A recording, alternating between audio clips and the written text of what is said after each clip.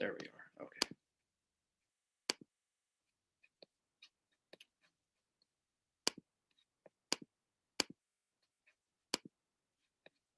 Okay. So let me ask, first of all, does anybody think that the Bible is perfectly preserved with no error at all? Like there's been no variance in the textual tradition at all. Does anybody think that?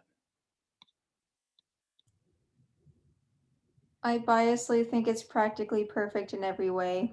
Okay. I know that there is some changes or some scriptures don't match, at least with some verses, and but those are usually marked in the Bible in Okay. the footnotes or something, that the earlier or some manuscripts don't mention this or that. Right. Yeah. So I want to ask that because some people think if the Bible hasn't been perfectly preserved, then that does damage to the Christian faith. But our faith doesn't rest in the Bible being 100% the same as what it was originally written as. It rests in the resurrection of Jesus, and as long as it's historically reliable, then we have very good reasons to hold to our faith. That being said, the Bible is very well preserved, so there's nothing to worry about. What I'm going to do first is I'm going to give you a rundown of some of the claims that you're going to hear from skeptics. For example, Bart Ehrman is one of the foremost textual scholars of the Bible in the world. He teaches at University of North Carolina, Chapel Hill.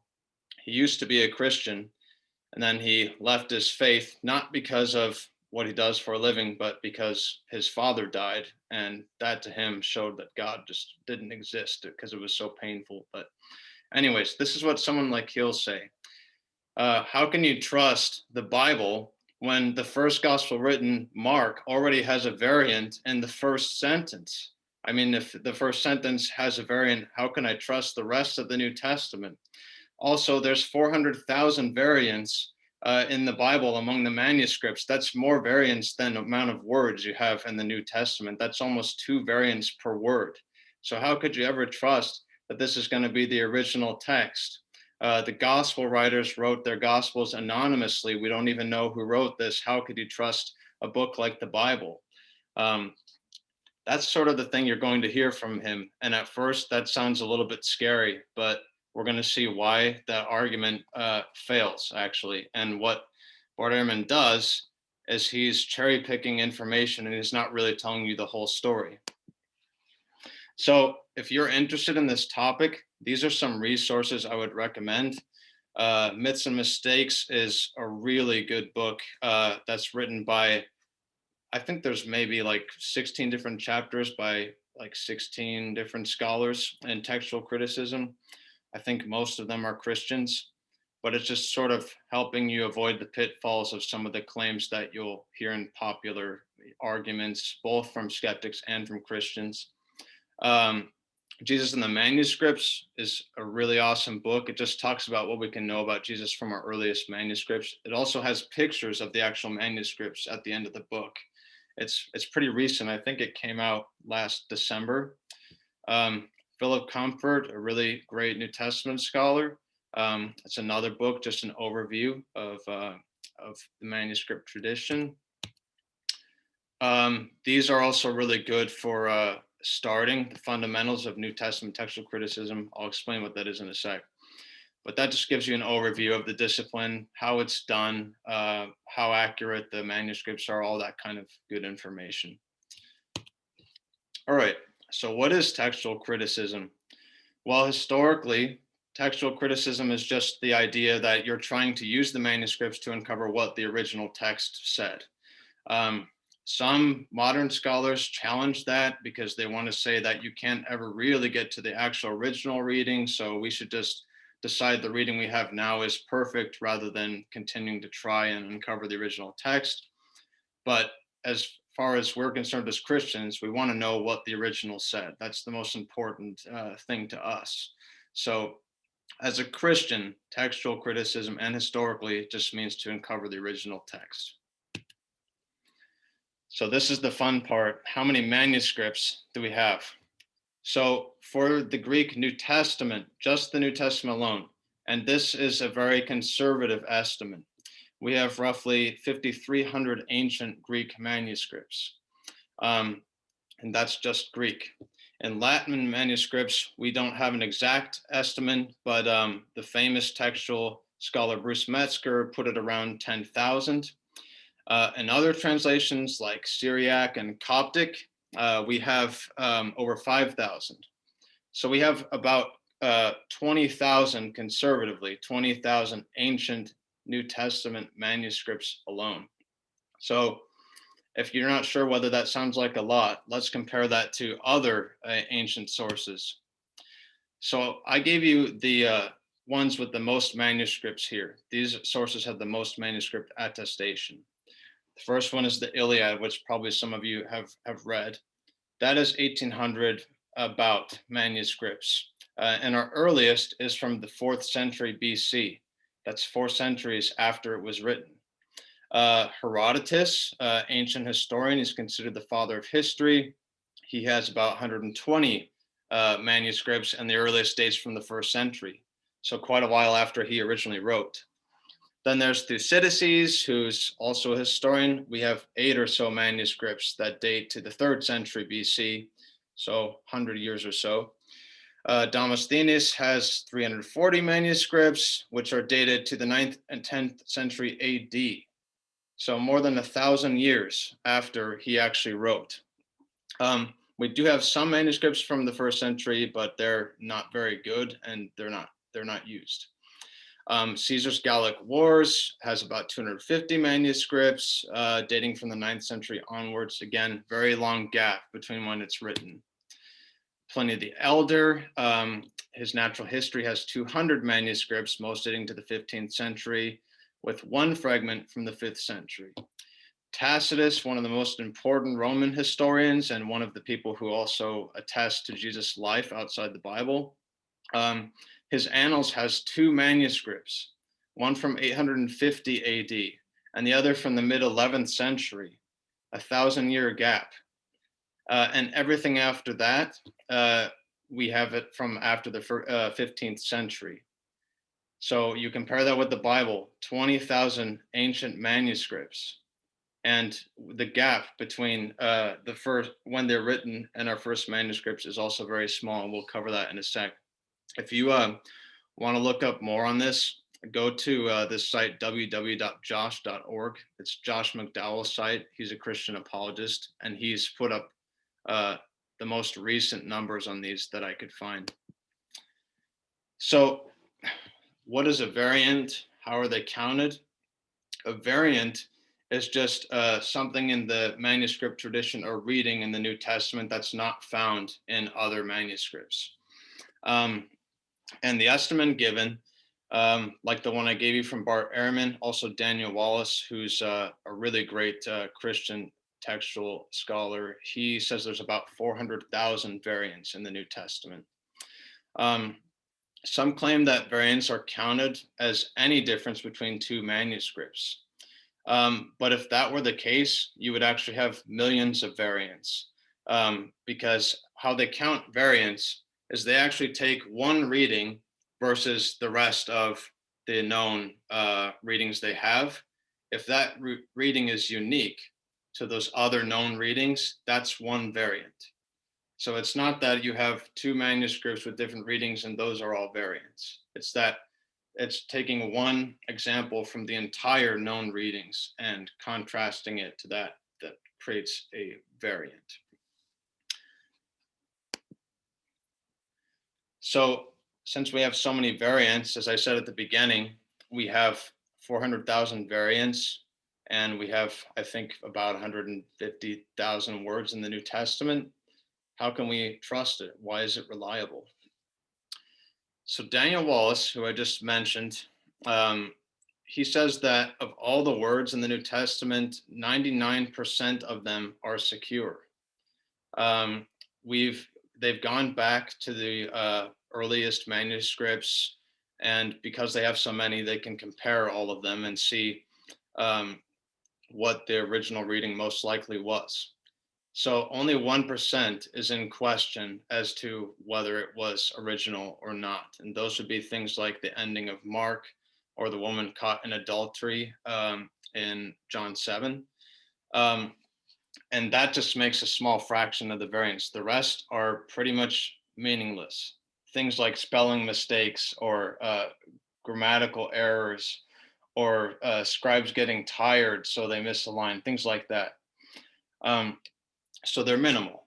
The examples of variants we have really aren't that important. They don't affect the core of the Christian faith at all. And even people like Bart Ehrman says that no essential doctrine of Christianity is affected by any variant in the New Testament manuscripts. Now, how early are our earliest manuscripts? And I'm going to show you some of these later on at the end of the presentation. So our earliest manuscripts, as best as we can date them, go back to the 2nd century, roughly 100 years or less after the New Testament documents were written. In some cases, even less than that. It's been estimated that we have up to as many as 12 manuscripts from the 2nd century, but it's not conclusive. There's estimates all over the place. Some would even like to say we don't have any in the 2nd century. Dating can be pretty subjective, but there are some good pointers to discover when things should be dated.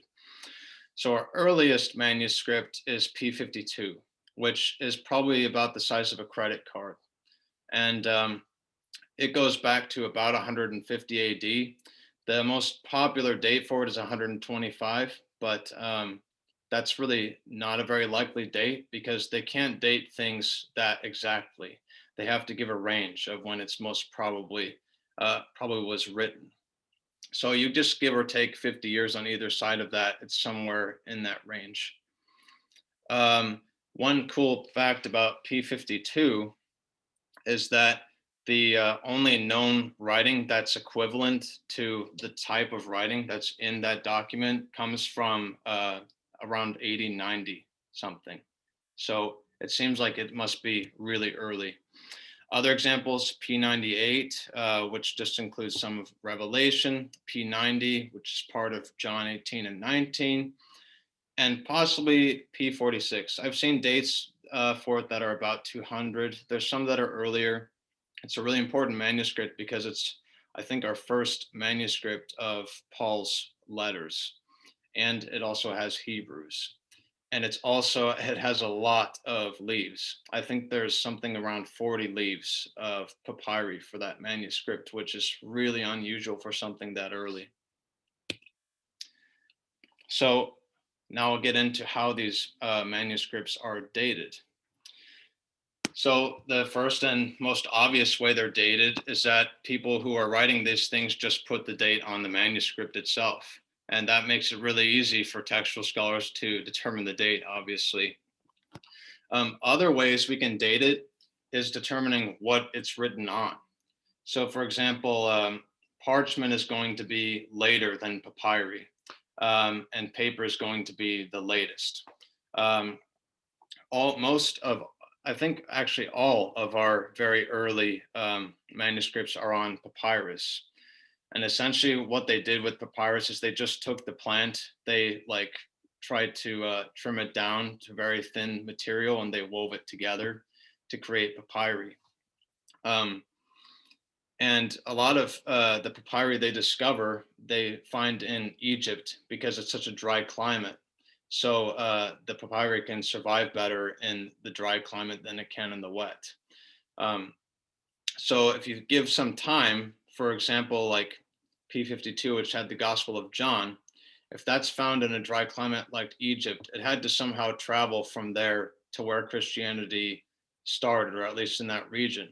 So you can already deduce from that that John must have had to be written like earlier than the 2nd century, or at least at the very beginning of the 2nd century. Other like really important manuscripts like Codex Sinaiticus and Codex Vaticanus, which I'm going to show you, those would be on parchment. And then, of course, documents like in, I think, probably from 11th century onward are paper. Now, another way is determining whether it's written in a majuscule or minuscule form. So majuscule is just all capital letters. And all the earliest, or yeah, I think all the earliest manuscripts are written in majuscule capital letters. And you're going to see that later. Minuscule, which was just lowercase letters, that came much later. And most of our later manuscripts are in minuscule.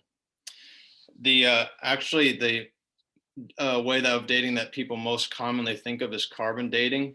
That's not really as important as people make out of it. It's also not that conclusive sometimes. There can easily be mistakes made in carbon dating, which is why they have other criteria for dating the manuscripts. And then also archaeological dating. Archaeological dating would just be something like if you found a manuscript that was uncovered under the dust of like a volcano eruption or something like that, you know that it had to be written before that time period. Or maybe you find it in a book of other documents that do have dates, so you can determine from that when that manuscript was likely written. Now, this isn't that important to remember, but just so you get kind of the gist of textual criticism, these are your text types. The most important ones you should remember are Alexandrian and Byzantine. And the Alexandrian, originally it was thought that textual tradition came from Alexandria, Egypt. That's not thought to be the case now. I don't think they actually know where those came from. But these are usually our earlier manuscripts.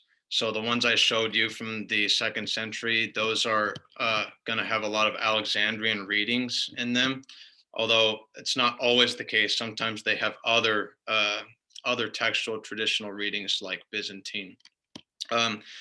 Caesarean isn't really a very strong text type. It doesn't, it's debated among scholars whether it's actually a textual tradition or a stream. So it's not really that important to remember. Byzantine is going to be the majority of what our manuscripts have. You'll hear probably of like the majority text or Textus Receptus. Those are all containing Byzantine readings for the most part. And like I said, most of our Greek manuscripts are Byzantine, although it's later. I think it started maybe in the 4th century, and then it came to its like official stream in about the 9th century. So it's relatively late compared to the Alexandrian text type. And if you thought that we only had paraphrases today in modern translations, then you're wrong, because actually the Western text type is very much like a paraphrase. If anybody's heard of like the Message Bible or the New Living Translation, that's akin to kind of what the Western text type is like. It still gets the gist of what the text says, but it's not, word for word accurate like the others are.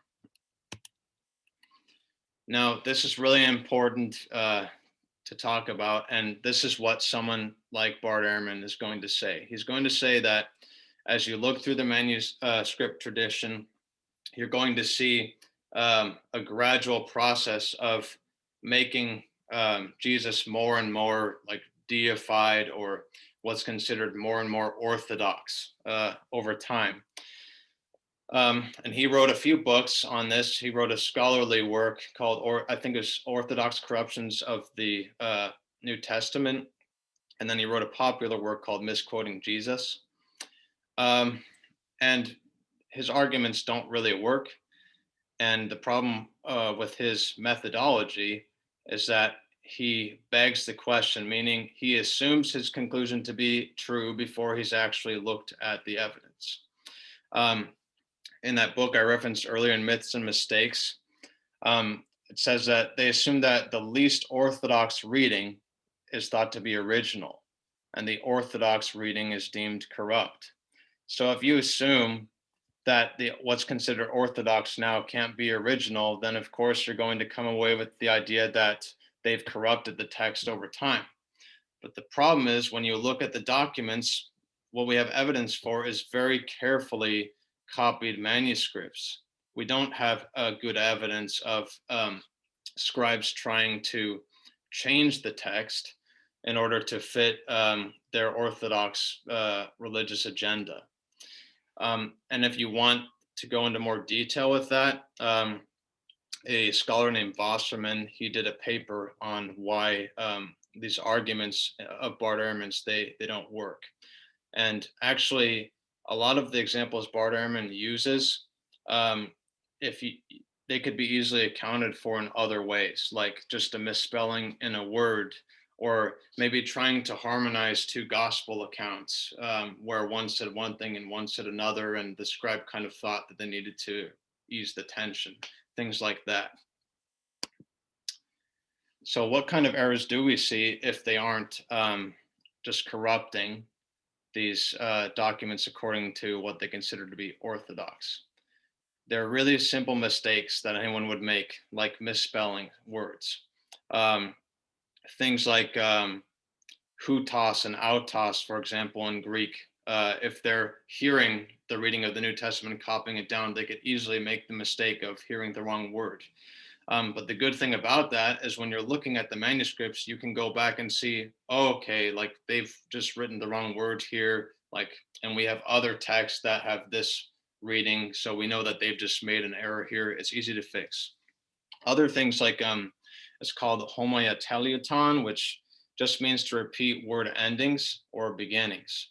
So maybe you'll have a like if you had an ing word in English, like going, you might have ing twice or something like that.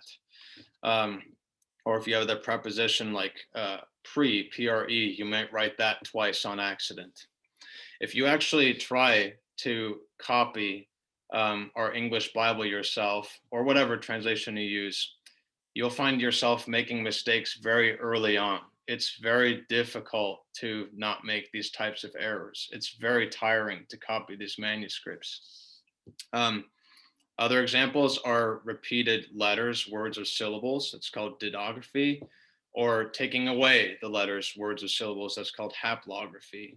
Those are very common and easily to spot variants in the New Testament.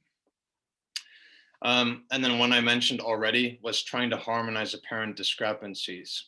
For example, in Mark's gospel, we have Jesus talking about when he's going to return, and he says that the angels don't know it, nor the Son, only the Father in heaven. They'll see that and they think, but the Son seems to be God, so like, why would he not have that knowledge? So they might correct that and take away Son or something like that, thinking that they've made a mistake.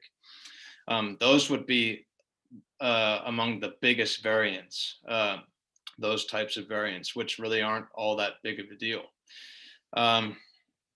Another one is skipping lines. Imagine you have this paper, like what they're writing on. There's no lines on it at all for them to follow. They're just having to write this and trying to keep it in a straight line the whole way through. And they're copying the text. It's really easy for them to be looking at one text and writing here. And between looking back and forth, they accidentally skip a line and go to the next one. That happens sometimes too, but it's not an issue because we have so many manuscripts that we can see what was there prior, or we even have maybe some manuscripts that these scribes were actually copying off of, so we can see what they missed. And sometimes the scribes, they would recognize that and they would actually go to the bottom of the paper and they would write like, insert this in line so-and-so. So they would, that kind of shows they were trying to be really careful. They were trying to copy it correctly. And then obviously if you're tired, you're copying, your back probably hurts a lot. Your fingers are getting tired. Just the mental strain of going back and forth, you're going to get tired. Maybe you run out of space on your page because you haven't kept the line straight enough. You've gone too much at an angle. There's all sorts of fatigue mistakes that could happen. And the miraculous thing is we don't see very many of those errors that really constitute any issues with our New Testament. This is another claim that a lot of skeptics will say, and that's that the Christian scribes were unprofessional. They weren't trained, so they couldn't have copied the text accurately. Well, Daniel Wallace has challenged this by showing that actually our early scribes were likely something like accountants or bean counters and people who are comfortable working with numbers. When we look at some of the early manuscripts, we see that they abbreviate the numbers into the symbols rather than writing them out. That's something that people who worked with numbers or accountants would do rather than professional scribes. And some of these people actually didn't know Greek. And you may think, oh, that's a problem. But actually, it's a good thing because it meant that they had to copy it exactly the way it was written. They couldn't read something and think, oh, this was, this should be a different word, or this one doesn't sound quite right. They just tried to copy it accurately. And also their job, it's pretty monotonous, doing accounting or bean counting, things like that. So that would actually lend them to be better at kind of the endurance of copying the manuscript because they were used to doing those types of things. And they weren't likely to make corrections because they didn't know the Greek. Actually, I should add, though, that some of our manuscripts do show evidence of professional scribes. So it doesn't mean that that's how it is in every case, just some. I already went over this, but we're going to cover the ending of Mark and the woman caught in adultery in a minute. Those are our biggest variants. So the ending of Mark, you all notice in your Bibles, most likely, that you'll get to verse 8, 16:8, and it says that the women went away from the tomb and told no one. And then it will say that in our earliest manuscripts, these verses are not found. Or in some of our earliest manuscripts, these verses are not found. And those verses include the resurrection and the disciples having appearance of Jesus.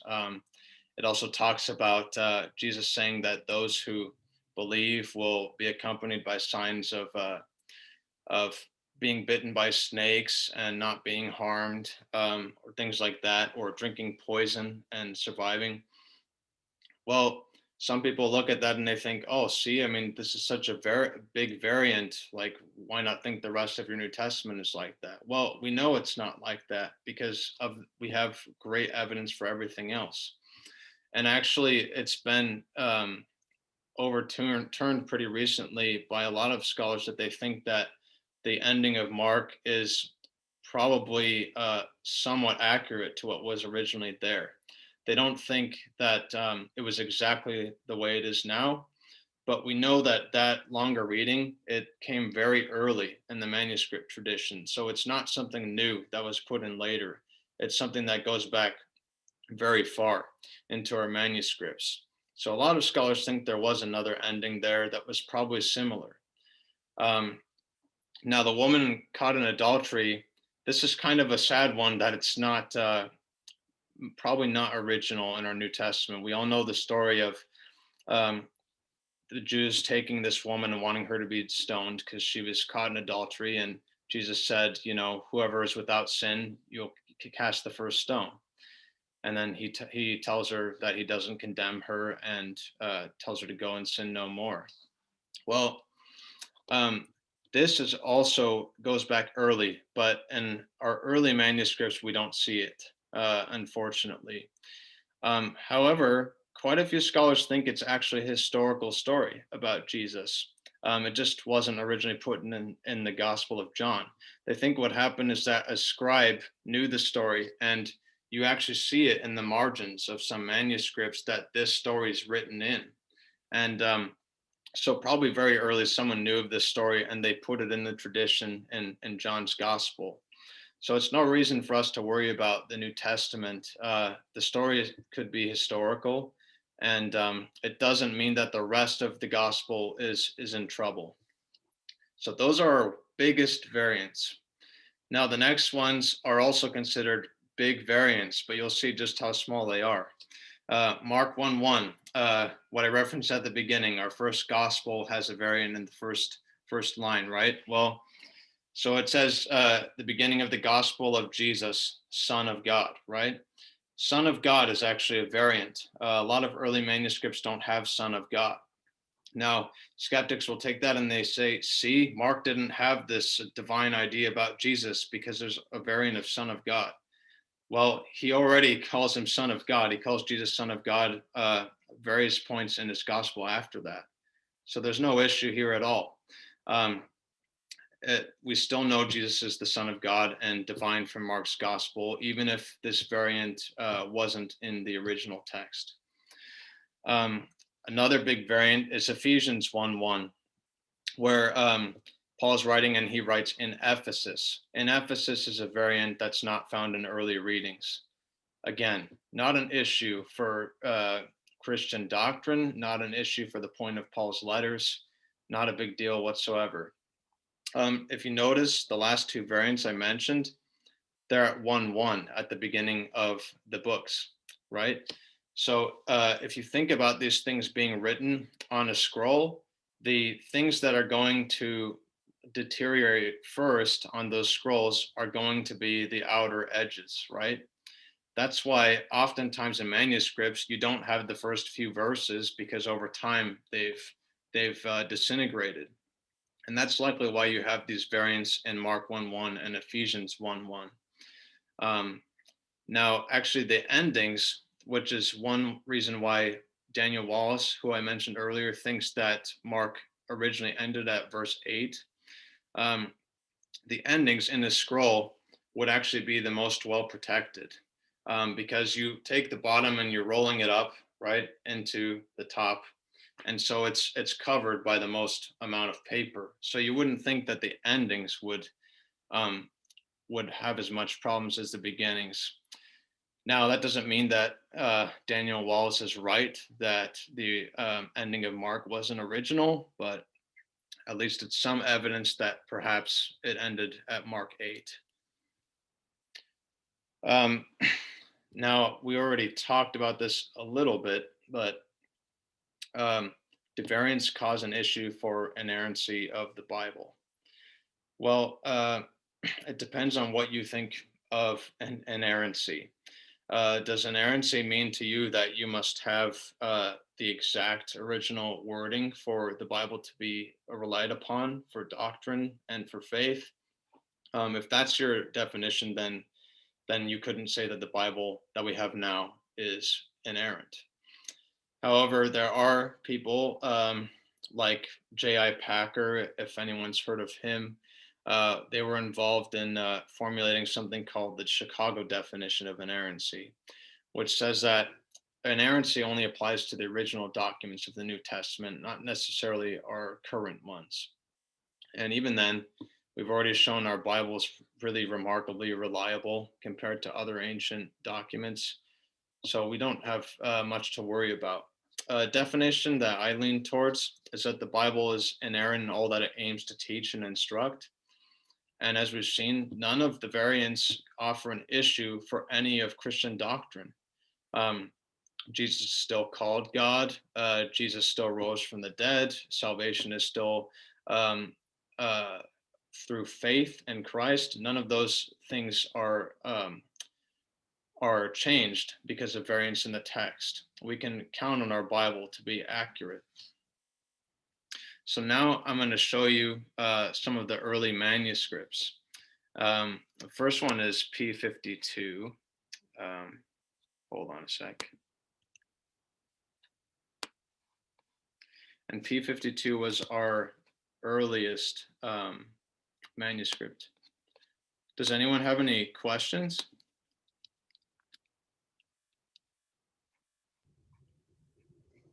I can't quite remember, but I hope I don't fudge the name, but Theocetus,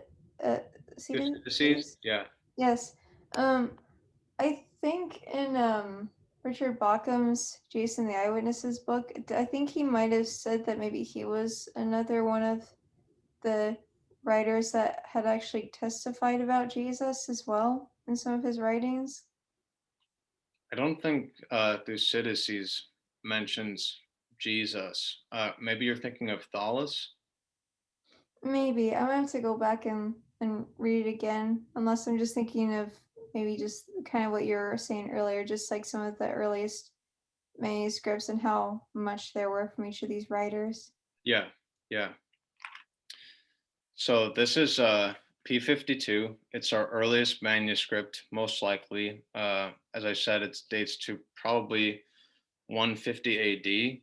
Most scholars think that John was written sometime in the 90s, so about 60 years after Jesus died and rose. So you can see this; it's very small. It's only about the I size. don't see it.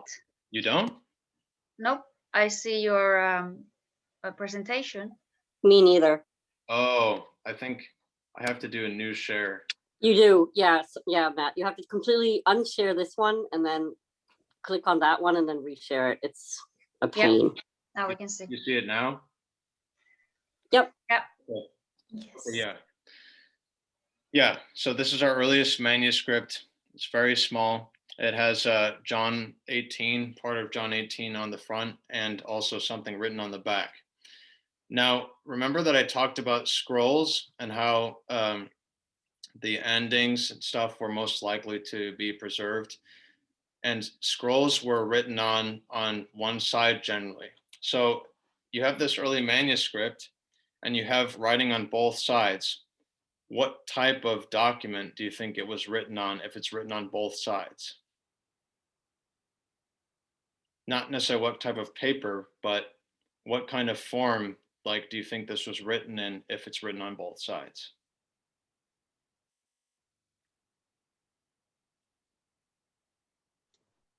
Any guesses? We have a The codex? Yeah, exactly. So this is really amazing because the codex was very unusual in this time period. But it seems like Christians started using the codex form. And by the way, codex is simply just like a book. That's what it means. But this form is found really early. Our earliest manuscript was written on a codex, not in the scroll, that's really something. All right, let me show you some others. Can you still see the website? Yes. Yeah. Okay. About the other manuscripts of the other writings, were those the ones that were the closest to the time of the New Testament? Because there were a lot of or many writings from before Christ, and I think you had some examples from after Christ. I mean, BC and AD. Mm-hmm. Like, Oh, are those examples the ones that have the most of like other manuscripts available? yes. Yeah. The Iliad, which I mentioned first, which had like 1,800 manuscripts, that's by far the most, other than the New Testament. So there's nothing that comes even close to that. Yeah. Um, And So- still, even those are very like late. I would like, is it Yeah. late? Yes, like BC. I mean, they're amazingly old, yes. Yeah, exactly. Exactly. and it's actually already amazing that we still even have them. Yeah, that's true. And the other thing that's important to know is that people, like scholars generally think that they're authentic. And even though they have so few manuscripts, they regard them as authentic to the original. So this kind of idea that the Bible can't be authentic because there's variants is silly, because we have such better evidence for the Bible than any of those other documents. So this is P46, which I talked about. It's probably dates around 200 AD, although could be earlier, maybe later. And this has quite a few leaves of Paul's writings and also Hebrews. We don't know really the author of Hebrews. Some people think it's Paul. Others speculate. But this is a really important document because it's really early and it's really well preserved.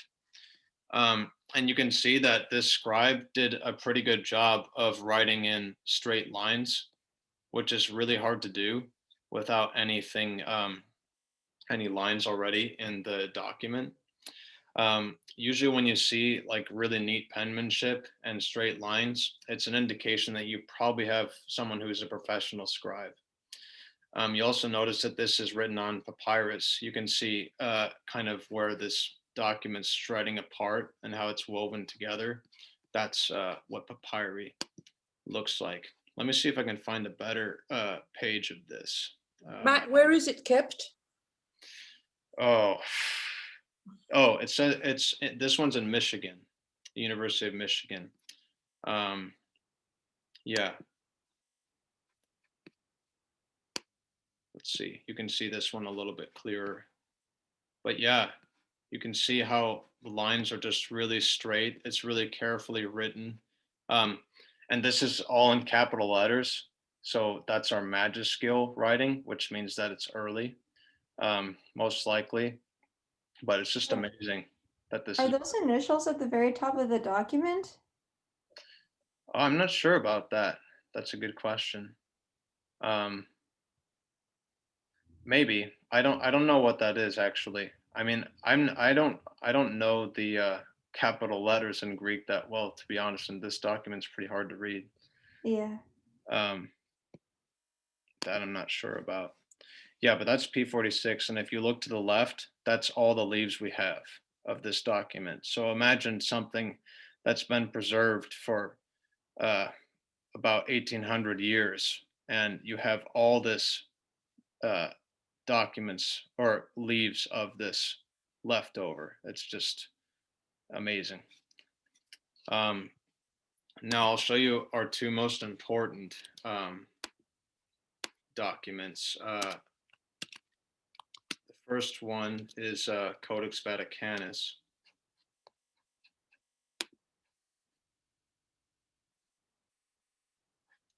Okay.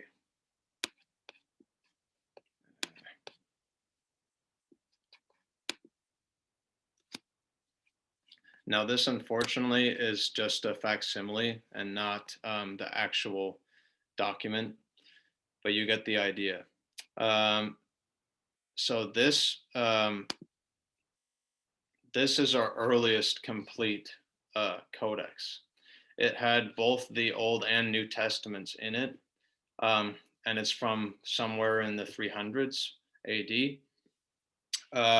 And this is one of the most important documents for textual criticism because it goes back extremely early. It's extremely carefully written. You can see how neatly it's written in the columns, and it's been beautifully preserved. So Adelaide, a while ago, we had been talking about someone who said that that some of the New Testament had been written in the 300s. Well, you have documents like this where you have a full Bible, and the Bible, the canon of the Bible, the books of the Bible are, I think, almost identical to what we have now. So not only do we have this really early document, we also have evidence for our canon of Scripture very early. Some textual scholars consider this the most important book in the world. And this one is kept in the British Library in London. And yeah, you can see that it's just got a lot of stuff. I have seen it there in the library. Oh, you did? Yeah, I had a tour in the British Museum, and after the tour, we also went to see this. And I think we also saw part of the oldest Quran that they have. How old was that, Marty? Oh, I don't remember. Okay. Yeah. Let me find. Isn't it so that the parchments or the pieces that we have, this, was it 20,000 or was it more?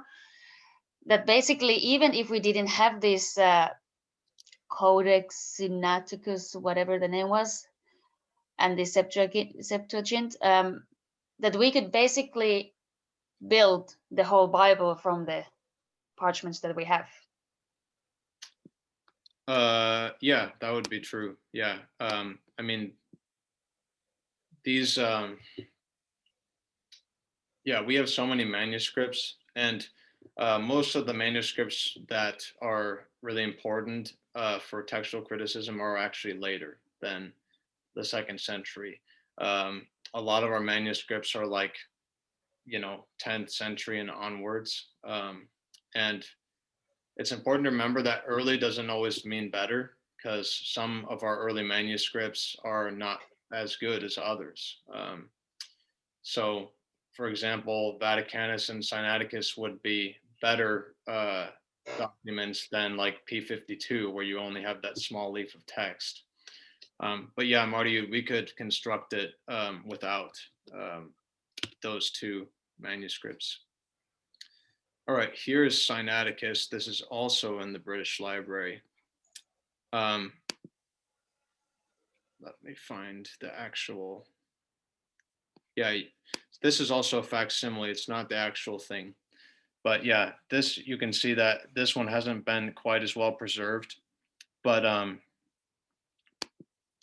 yeah, this is one of our other early codexes, which dates to around the same time as Vaticanus. So again, 4th or 5th century, very early. It's remarkable to have 2 codexes that early and this well preserved. So yeah, and again, you can see it's very neatly written, done by a professional scribe of some kind. And actually, this one has some unusual readings in it.